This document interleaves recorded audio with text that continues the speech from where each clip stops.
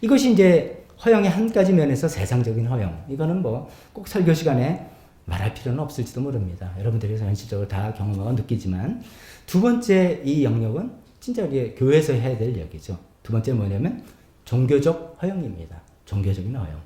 더 무섭습니다. 더 무섭습니다. 제가 이제 세상적인 허영 이야기하면 아유 저한테는 해당이 안 됩니다. 저는 돈이 없습니다. 그러니까 저는 허영은 저한테 해당되는 이야기 아닙니다. 라고 생각한다면 안 그렇다는 것이죠. 오직 하면 이게 죽음에 이르는 죄의 목록에 들어가 있겠습니까? 모든 사람에게 해당된다는 것이죠. 제가 처음부터 이제 이 죽음에 이르는 죄에 대해 서론부터 중간중간에 말씀드렸지만 이런 이제 뭐 성찰이라 할까요? 이런 것들이 시작된 게 4세기 이집트에 있는 사막에서 수도하는 수도사들이 내면을 성찰하고 하면서 이제 이 쭉 이런 아이디어들이 나왔다 말씀드렸잖아요. 그래서 이제 수도사들의 예들이 많이 나옵니다. 이제 근데 이제 수도사들이 이제 그 동굴 같은 데 들어가서 이제 공동생활하기도 하고 단독생활하면서 말씀을 묵상하고 기도하고 자기를 비춰보고 막 이제 이런 이제 수도생활하고 묵상을 하는데 그 중에 놀라운 신비로운 깨달음을 탁 갖게 된 거예요. 또 하나님 어떤 예언이랄까 영감을 탁 받은 거예요. 딱 그럴 때 이게 이제 그 수도사들의 글들에 나오는 겁니다. 그럴 때 그 기회를 놓치지 않는 존재가 있으니 마귀. 마귀가 이제 뭐라고 유혹하냐면 네가 얻은 이 탁월한 영감, 이 탁월한 계시를 다른 사람과 나눠라. 라고 속삭입니다.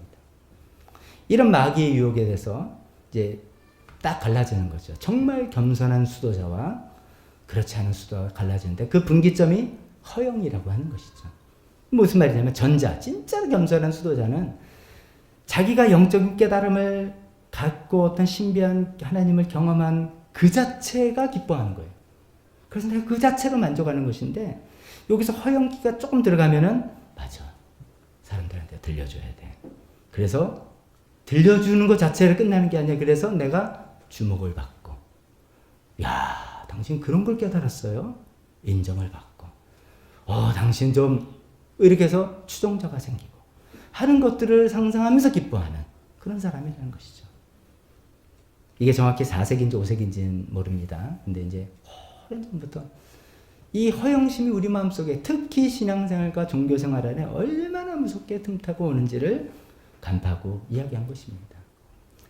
수도사들이 이 7가지 죄의 목록을 이거는 일반인들에게 전부 다 해당된다라고 해서 교육의 가르침을 교회로 도입한 사람이 그레고리우스 황제라고 교황이라고 제가 말씀드렸죠. 그 그레고리우스 교황이 이렇게 이야기했습니다. 허영은 거룩이라는 나무에 붙어 기생하는 독보석과 같다. 허영은 거룩이라는 나무에 우리 같으면 종교에 신앙생활에 영성에 이라는 나무에 붙어서 기생하는 독보석과 같다. 그냥 우리가 생각할 때 우리의 신앙생활에 이 허영기가 얼마나 우리를 침투할 수 있다는 것을 정말 우리는 정말 깨달아야 되겠다는 것이죠. 이런 주제가에서 이야기할 때 종종 제가 C.S. 루이스라는 영국분을 인용하잖아요. C.S. 루이스가 또 이런 통찰력 있는 이야기를 했습니다. 한번 또 들어보세요. 마귀는 성직자들과 종교 행위가 일어나는 곳에서 가장 맹렬히 그리고 가장 교묘히 활동한다. 정말 끔찍해요. 그러면 이제 더 읽지만 우리가 생각해보면 마귀가 가장 공격하는 곳이 점집이겠습니까? 교회겠습니까? 교회예요. 점집은 이미 넘어갔으니까 손 안 돼요. 교회예요. 마귀가 가장 공격하는 것이 저 길거리 다니는 많은 우리 그냥 선남선녀겠습니까? 예수 믿는 저 우리겠습니까? 우리예요. 마귀가 가장 공격하는 것이 성직자 목회자예요. 그런 얘기를 하는 겁니다. 그런데 이제 이 마귀는 이 땅에 종교와 성직자들이 사라지지 않고 도리어 종교가 번영하는 것을 무척 좋아한다. 이건 또 뭐야? 이거 다 때려 없애서 교회 없애주고 이래야 되는 거 아닌가? 라고 생각하는데 그거는 하나만 알고 둘은 모르는 거예요. 왜냐하면 거룩의 영역 가까이에서 위선과 비거룩이 가장 왕성하게 활동한다는 것을 마귀가 잘 알기 때문이다. 정말 무서운 통찰력 아닙니까? 우리가 정말 신앙생활하는 그 거기에서 하나님을 경험하고 안다는 그거에서 하나님 체험했다는 이 소리 여기 이 거룩이라는 이 영역 가까이에 위선과 비거룩이 가장 왕성하게 활동한다는 걸 마귀가 알기 때문에 우리 교회를 놔두는 거예요.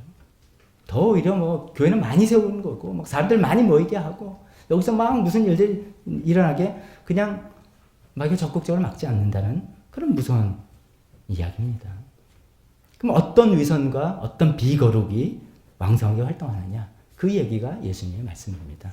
오늘 마태복음 6장이죠. 예수님께서 하신 말씀이죠. 남에게 보이려고. 그 유대인들의 3대 종교 의무입니다. 구제하는 것, 우리 지금 헌금이죠. 또 직접 누구에게 돈을 구제하는 것도 되겠고요. 그 다음에 금식하는 것, 기도하는 것. 이것이 그 당시 예수님 당시 1세기의 유대인들의 기본적인 3대 종교의 덕목입니다. 우리 같으면 주일 예배 드리는 거, 우리 교회 같으면 세축해서 뭐 목장 모임하는 것, 삶 공부하는 것 이렇게 생각하셔도 될 정도. 기본적으로 모든 사람 다 그냥 해야만 되는 경건한 유대인들은 그렇게 하는 것 이런 것인데 문제는 그것을 남에게 보이려고 하는 교묘한 마음들이 들어간다는 것이죠. 예수님이 그것을 간파하시고서 이야기하는 거죠. 그렇게 남에게 보이려고 하는 그런 것에는 아무 상이 없다. 자기 상을 이미 받았다. 이런 얘기도 하죠. 이 자기 상이라는 게 참 여러 가지 생각해 볼 수 있습니다. 자기 상을 받았다니까 뭐 좋은 거 같죠? 좋을 수도 있어요. 근데 안 좋을 수도 있습니다. 사람들도 보고 뒤에서 다 손가락질하는 것도 자기 상일 수도 있고 하나님께 벌을 받는 게 자기 상으로 올 수도 있고 뭐 그런 것이죠. 포인트는 이겁니다. 신앙생활하는 가장 우리가 좀 열심히 신앙생활을 하고 싶어서 다 이렇게 또 왔는데 또 신앙생활하고 교회를 다니는데 그 신앙생활하려는 이 종교 영역 안에 허용이라는 것이 얼마나 침해하기 쉬운지를 우리가 알지 못하면 백이면 백당한다는 것이죠. 허영은 잘못된 이유로 옳은 일을 하게 만드는 악이다. 옳은 일을 합니다. 그냥 잘못된 목적, 잘못된 이유로 합니다. 아까 제가 이제 그 위선, 히포크리시, 그 히포크라테스라고 해서 그 가면을 쓰고 하는 연극이라고 말씀드렸잖아요. 그 허영의 동반자가 위선이다. 그걸 기억하십시오. 우리가 어떤 일을 하고 어떤 좋은 일을 하고 옳은 일을 하고 뭐 하는 그런 것을 물론 봅니다. 그러나 더 중요한 것은 왜 그것을 하는지를 간파해내야 되죠. 스스로를 점검하고 사람들을 간파해야 되는 거죠. 얼마든지 가면을 쓰고 위선으로 외식으로 할 수가 있는 거예요. 허영에 빠진 사람은. 예수님 때도 그렇게 했잖아요. 이 사람들 기도하는데 시장에 탁 서서 얼마나 거룩한 미사역으로 성경 말씀 인용하면서 하나님의 영광에 표현하면서 기도를 했겠어요. 근데 예수님께서 저런 기도는 하나님 받지 않으신다. 차라리 골방에 들어가서 해라. 그렇게 이야기하시잖아요. 어떤 사람은 얼마나 많이 구제를 해서 그 당시에 헌금통에는 참 이상합니다. 그 당시에 헌금하면은 주로 이제 동전을 통용하시는데 동전을 넣으면 이 소리가 따릉 땅땅땅땅땅땅땅땅땅땅 이렇게 들리게 돼 있는 구조래요. 아, 굉장히 의도가 잘 보이죠. 그래서 그냥 빵빠레 울리면서 나 이제 구제헌금 합니다. 사람들 동원해서 사람들 다 보는 앞에서 땅땅땅땅 동전을 다 넣고 나 이만큼 합니다. 를 다 보이는 거죠. 예수님이 그런 구제 안 받으신다. 금식합니다. 그래가지고 다 소문하고 나 이번에 40일 금식하니까 나 좀 기도해줘. 뭐 이런 얘기하고 금식 간증하고 안 받으신다 이거죠. 사람에게 보이려고 하는 허영심 때문에 사람에게 보이려고 사람에게 인정받고 칭찬받을 마음에서 사람에게 보이려고 하는 걸 안 받는다. 라고 예수님께서 이야기하시는 거죠. 이 죄는 참 이렇게 마귀가 우리에게 마귀가 우리를 갖고 놀기 좋은 것 같아요. 제가 이제 그런 표현을 여러분 기억나라고 말씀드렸죠. 마귀가 가장 갖고 놀기 쉬운 사람이 허영심에 가득 찬 사람. 가장 갖고 놀기가 쉬운 거죠. 허영심만 자극하면 그냥 넘어가는 것입니다. 교회 안에서 이제 우리가 이 잘못된 위선과 비거룩, 허영에 빠져서 이런 것들이 뭐가 있을까 이게 생각해 보는데, 뭐 유명한 얘기는 잘 아시겠죠. 이게 이제 이것도 뭐 개인을 제가 뭐 평가 그런 게 아니라 이제 그런 오해하지 마시고 들어보세요. 장로가 되기 위해서 몇 년간 새벽기도 예배에 차량 봉사했다. 유명한 예입니다. 여러분 누군지 아실 겁니다. 이제 저는 이제 그 분을 뭐 하는 게 아니라 그런 시스템을 한번 생각해 보는 겁니다. 교회에서 왜 그런 룰을 정했을까요?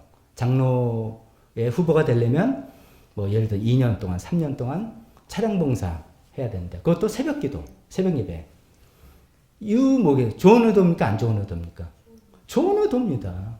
우리 교회 장로님은 그만큼 겸손하게 섬김, 차량 봉사가 아무것도 아니잖아요. 지금 잘못하면 욕만 먹는 자리잖아요. 그런 거고 그것도 새벽에 나와서 하라는 거잖아요.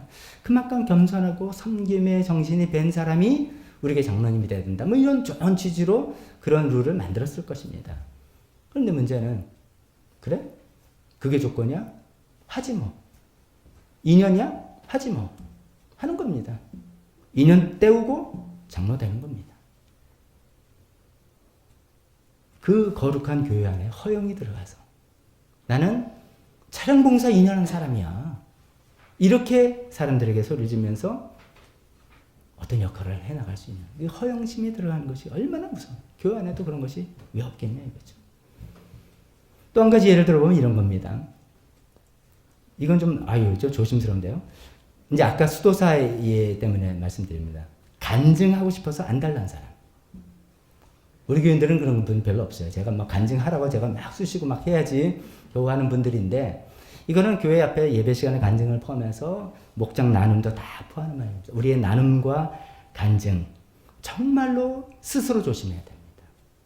스스로 조심해야 돼요. 내가 그런 얘기를 하는데 정말 내 마음속에 허영심이 들어가서 이거 정말 순수하게 하나님께 영광 돌리는 그런 마음으로 내가 이야기를 하는 건가 아니면 좀 으쓱한 마음으로 자기를 좀 과시하려는 마음으로 자기가 좀 사람들에게 너희보다는 또 내가 더 낫다는 마음으로 이야기를 하려는지 아무도 모를 수 있죠. 그러나 자기는 정말 조심스럽죠.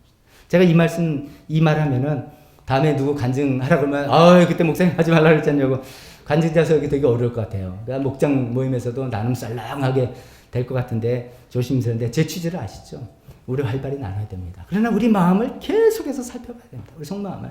내 마음이 허영심에 사람들의 인정과 칭찬 때문에 이런 이야기를 처음에 시작은 이렇게 안 했다고 해요. 하다 보면 이렇게 가는 거죠.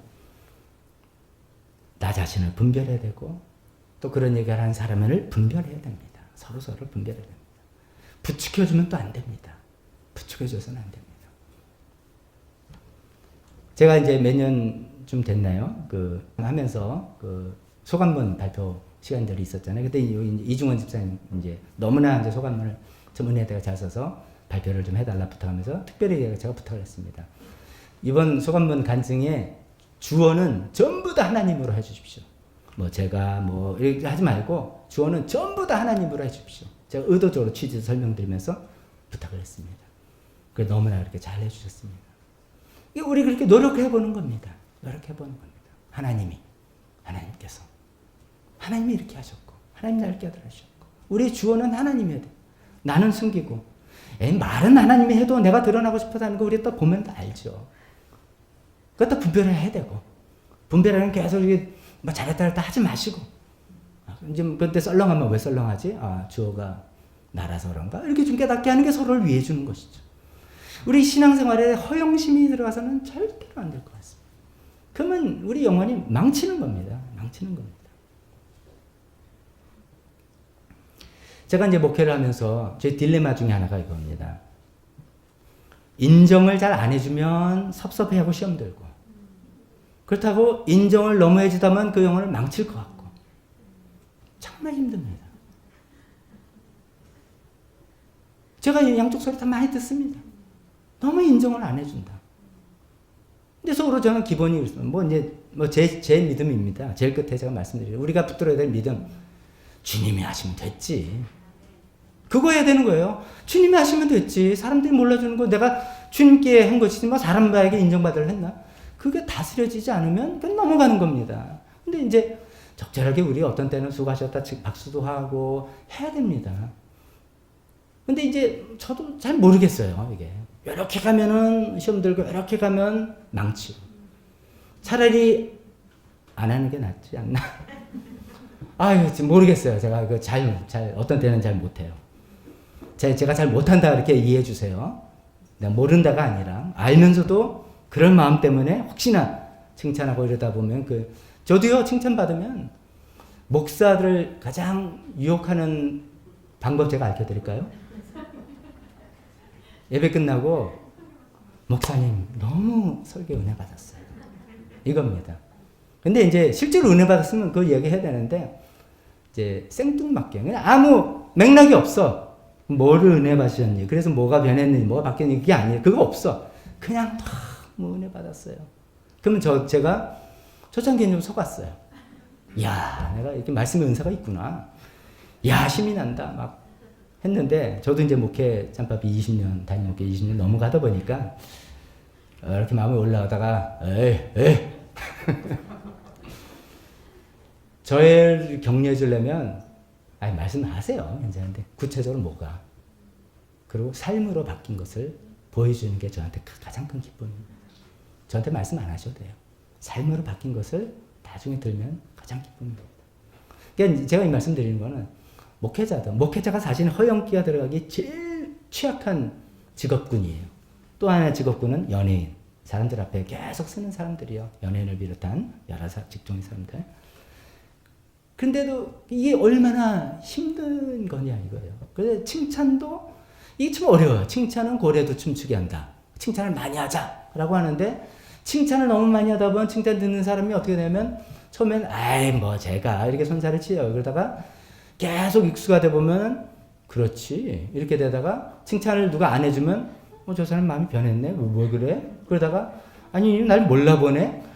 우리 마음이 이 허영기에 얼마나 우리 마음이 힘든지 모릅니다.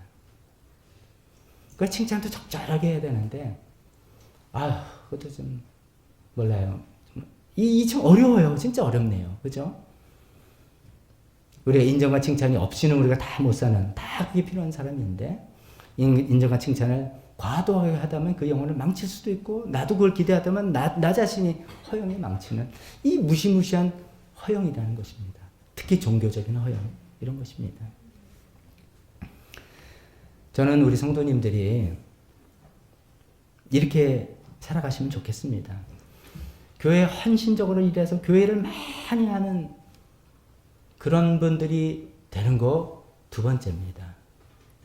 교회에 헌신적으로 일해서 하시는 것보다도 가장 기본적인 삶에 충실한 분들이 먼저 되시기를 정말 바랍니다. 기본적인 삶에 충실하다는 건 뭡니까? 우리의 사역의 세 가지 터전이 있잖아요. 하나는 직장, 사회, 두 번째는 가정, 세 번째는 교회잖아요. 다 중요하다는 거죠. 우리는 할 수 없이 하다 보면 교회에 관한 이야기를 많이 하게 되겠지만 실제 우리의 삶에 더 많은 시간은 직장이고 더 많은 깊은 관계는 가정입니다. 이 두 가지 영역에서 충실하게 살아가는 거 없이 교회에 어떤 열심히 일하는 거 저는 사실 원치 않습니다. 왜냐하면 허영이 들어가기가 너무 쉽습니다. 이런 거 외면하고 교회에서 인정받고 교회에서 열심히 하고 교회를 수고하시고 이런 것으로 자기를 포장하고 싶은 허영기가 들어가기에 너무 쉽고 마귀의 밥이 되기 너무 쉽습니다. 직장에서 어디 가도 저 사람 없으면 안 돼. 저 사람 정말 믿을 만한 사람이야. 저 사람 좀 합리적이고 융통성 있고 관계 좋고 사람들 위하고 돈만 추구하는 사람이 아니라 그런 사람이야. 알고 보니까 예수 믿는 사람이네. 알고 보니까 예수 믿는 사람이었구만. 이렇게 되는 사람. 가정에서 배우자와 자녀들과 정말 진실되게 이야기 나누고 대화하고. 대부분 교회에서 안수집사 같은 중책을 맡길 때 물어보는 것이 배우자의 관계가 어떠냐 물어봅니다. 교회만 열심히 하는 사람은 위험하다는 거예요. 안 되는 거예요. 배우자가 정말 그렇다고 해서 인꼬부가 되고 찰떡궁합이 되는 그런 분은 아닙니다. 적어도 배우자가 진실하게 서로 대화를 나누고 의견을 교환하고 같이 우리가 한 몸으로서 어떤 방향을 나가는 것. 너무너무 중요해요. 이게 기본적인 삶이라서 그런 것이죠. 이런 것들을 어디 누가 완벽하게 하겠습니까? 저라도 완벽하겠습니까? 근데 이제 방향을 어떻게 잡느냐는 굉장히 중요합니다. 방향을. 우리 세 가지 삶의 영역에서 다 서로 진실하게 대하고 서로 투명하게 대하고 원만하게 살고 열심히 살아나가면서 탑 원이 될 필요는 없지만 그래도 사람들이 이거 인정도 되고 이렇게 원망 이런 사람이 살면서 그런 마음을 가지고 교회에서 주님의 일을 맡아서 하고 어떤 일들을 해나가는 이런 것들 그게 아니라 이런 것들은 나는 안 되니까 접어두고 교회에서만 몰래 할래. 100% 허영이 마귀의 유혹을 하게 됩니다. 100%라는 건 좀 제가 하나님 아니니까 너무나 유혹이 크다는 거죠. 우리의 기본적인 삶에 정말 충실하고 그런 가운데 주님께서 우리에게 맡겨주신 일들을 차근차근 해나가는, 그래야지만 우리가 이 종교적인 허영, 오직 했으면 이렇게 많은 사람들이 그렇게 이야기하지 않습니까? 거룩 바로 옆에 위선과 비거룩이 그냥 잔뜩 교묘하게 붙어있다. 마지막으로 이미 다 여기저기 말씀드렸지만 허영의 무서움 이야기해 볼까요? 허영의, 오늘 제가 제목을, 허영은 거짓 자아를 만든다. 이게 무서운 것입니다. 거짓 자아를 만든다. 허영은 자기를 실제 이상으로, 자기의 실제가 있는데 실제 이상으로 생각하는 성향을 갖고 이것이 반복해지고 심해지면 스스로 믿어버립니다. 나는 그런 존재라고 믿어버립니다. 사람들이 인정하고 칭찬하는 것이 자기 진짜 존재라고 믿어버립니다. 근데 우리가 경험적으로 생각해 볼 때 누가 어떤 일을 하고 잘했을 때 칭찬한다고 할 때 물론 진심을 다해서 100% 칭찬하고 인정하는 말을 하시는 분들도 있습니다. 그러나 빈말도 있어요. 예의상으로 하는 말도 있어요. 거기에는 아첨의 말도 있어요. 거기에는 속셈이 있는 말도 있어요. 그런 것에 우리가 속아 넘어갈 수가 있다는 것이죠. 다른 사람의 인정과 칭찬에 우리 자신의 정체성을 걸다 보면 그런 것에 막 휘말려서 가짜 자아가 되는 거예요. 진짜로 나의 진실한 내가 아니라 그런 것에 의해서 만들어진 가짜 자아, 거짓 자아. 이렇게 살아가는 아주 무서운 위험성이 여기 있습니다. 또 하나는 아까 말한 외식, 배우가 연기하는 것처럼 그 연기에 너무 능수능란하다 보니까 자기가 누군지 몰라요. 가끔 요새 이제 유명한 그 탤런트들이 이제 그런 거 있잖아요. 자기가 이제 어떤 이미지가 너무 고정되는 거를 안 좋다 그러죠. 너무 착한 순한 역할만 하면 맨날 이제 캐스팅이 그것만 오니까 그럼 자기 연기 폭이 좁으니까 어떤 때는 막 저 사람이 하면서 완전히 악역도 하고 막 이렇게 한다는 건데, 우리가 어떤 배역을 충실해서 자기의 인정과 칭찬만 위해서 막 역할하다 보면 실제로 연기인데 자기가 연기를 한 건데 그게 자기라고 착각을 한다는 거죠. 그런 사람들의 특징은 진실성이 없습니다. 진실성이 없습니다. 자기 생각과 감정과 자기 마음을 진실하게 표현하고 나누고 할 능력이 없어서 진실성이 없다 보니 하나님과 관계도 진실한 관계가 될 수가 없는 그런 상태에 이르게 되는 것입니다. 자, 마지막으로 해결 방법 몇 가지 말씀 제안드리고 마치겠습니다. 첫 번째, 가장 이제 간단한 거 생각하면 우리가 칭찬 들을 때 절에서 몇 번 말씀해요. 얼른 하나님께 토스. 목사님 대단합니다. 하나님께서 하셨죠. 하나님께서 그렇게 하신 겁니다. 아니 너무 앵무새처럼 하면 그것도 그냥 대화 좀 재미가 없죠. 그렇긴 하지만도 이런 습관도 하고 우리 마음 중심에는 하나님 이걸 주님께 올립니다. 나는 그를 칭찬을 받을 사람이 아닙니다. 이런 마음을 습관적으로 연습해야 되겠죠.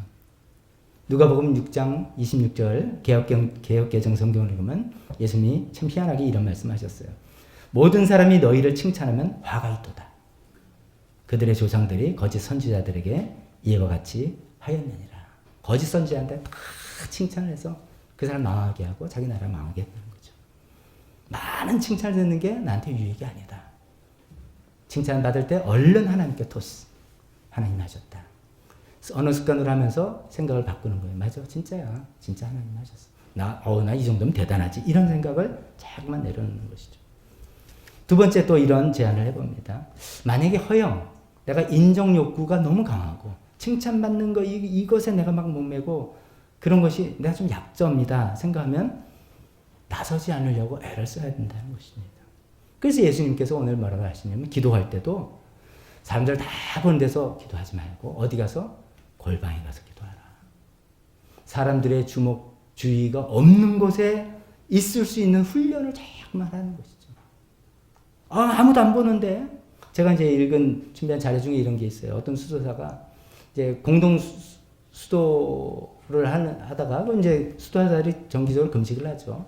금식하는 거 어려움이 없었던 분이에요. 근데 이제 단독 수련 혼자 이제 수도하는 대로 이제 옮겨서 금식을 하는데 너무 힘든 거예요. 너무 배고픈 거예요. 그래서 금식이 너무 안 돼요. 그래서 이제 그걸 이제 수도원장하고 상담했더니 그분이 그러세요. 그전에는 당신이 금식하는 걸 사람들이 다 보고 칭찬했으니까 그것 때문에 배가 불렀던 거고 여기는 아무도 보는 사람이 없으니까 배가 고픈 겁니다. 남들이 아무도 안 보는데 내가 어떤 일을 하는 사람인가? 남들이 아무도 알아주지 않는데 내가 어떤 일을 할 사람인가? 이 테스트가 우리가 계속 해봐야 되는 겁니다. 그래서 예수님이 골방에 가서 기도해라. 근데 골방에서 무슨 기도를 할까요? 했더니 그 다음에 말씀이 주기도문입니다. 그 다음에 나오는 게 주기도문인데 주기도문을 여러 가지 생각해 볼 수 있지만 주기도문 처음에 어떻게 시작합니까? 하늘에 계신 우리 아버지요 이름이 거룩하게 하나님의 이름이 거룩하게 되길 원합니다. 이렇게 시작하죠. 제 끝에 나라와 권세와 영광이 아버지께 있나이다. 하나님의 영광으로 시작해서 하나님의 영광으로 끝나요. 나는 없는 거죠. 나는 없는 게 주기도문. 우리가 골방에서 해야 될 계속된 기도가 주님 나는 없습니다. 나는 사람들한테 드러날 필요도 없고요.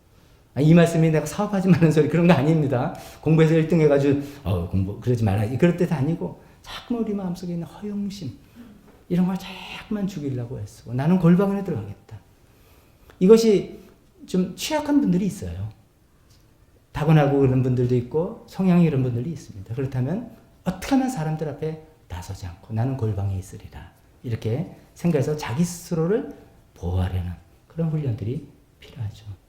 세 번째 마지막으로 참된 믿음. 지난주에 좀 말씀드렸는데 믿음이 정말 필요한데 이번에는 어떤 믿음이냐면 아까 제가 말씀드립니다. 세상 사람 몰라줘도 하나님은 아셔. 하나님 아시면 돼. 하나님 아시면 돼. 우리 이제 복음성가 중에 그 찬송 있잖아요. 당신의 그 헌신이 천국에서 해같이 빛나리. 그래서 우리가 이 세상 몰라도 천국에 상급이 있다. 뭐 이런 것인데 그거보다 더 중요한 것은 그 다음 가사잖아요. 주님이 기억하시면 좋가리. 주님이 기억하시면 좋가리. 그게 상이에요. 주님이 아시면 돼요. 세상 사람이 알든 모르든 뭐 오해받는 거야 풀어야 되겠지만 알든 모르든 다 필요 없고 주님이 기억하시면 만족이다. 그만 됐다. 를 정말 나의 믿음으로 붙들 수 있는 우리 모두가 되었으면 좋겠습니다.